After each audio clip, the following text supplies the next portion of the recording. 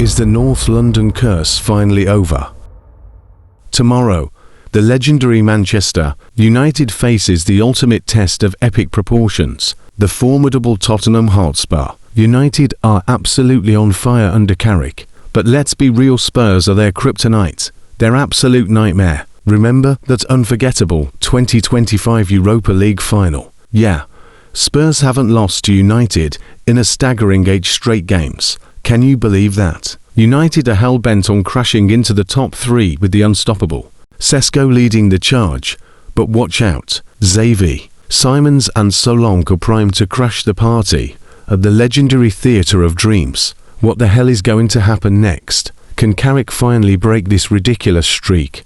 Or will Spurs once again assert their dominance? I want to hear your wild score predictions in the comments. Saturday, 12:30 GMT. Don't you dare miss it.